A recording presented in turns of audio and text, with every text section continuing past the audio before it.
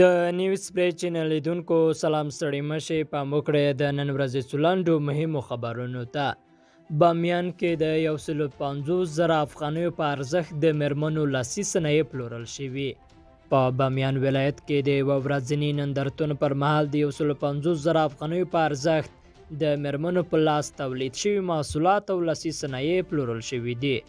د افغانستان د سوداګرۍ وزارت ویان د فواد احمدي نن سهشنبه ازادي راډیو ته ویل چې دغه یو ورځنی نندارتون پرون جوړ شوی و چې میرمنو پکې خپل لاسي صنایع په لاس جوړ شوي تولیدات نندارې ته ایښي وو. نوموړي ویل دا ډول نندارتونونه د میرمنو د ظرفیت لوړونې او لاسي صنایعو ته د بازار موندنې لپاره ارزښتمن دي. د سوداګرۍ او صنعت وزارت وایي دوی ژمن دي چې په روان لمریز کال کې افغاني محصولاتو ته د بازار موندنې په موخه ورته نور نندارتونونه هم جوړ کړي. نټو وایي د افغان ځواکونو دوامداره روزنې او تمویل ته دوام ورکوه. د نټو عمومي منشي یانس سټولټنبرګ د استونیا له لومړي وزیر کاجا کالاس سره یوې ګډې خبري غونډې ته په خبرو کې له افغانستان څخه د بهرنیو ځواکونو د وتلو په اړه څرګندونې کړې دي. سټولټنبرګ ویلي چې دوی له افغانستان څخه د ځواکونو د وتلو په اړه له خپلو متحدینو سره پوره همغږي لري او د یوه منظم پلان له مخې به ټول سرتیري له افغانستان څخه وباسي.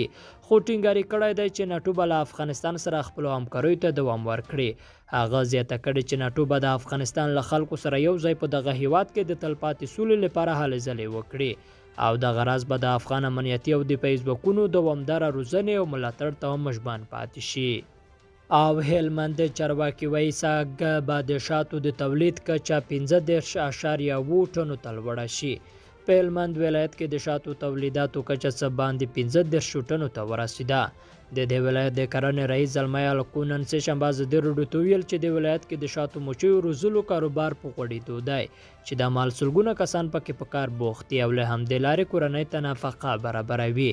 د هغه په خبره تیر کال د دې ولایت د شاتو د تولید کچه 24.5 ټنه وه چې سږ کال به دا کچه 15.7 ټنو ته لوړه شي.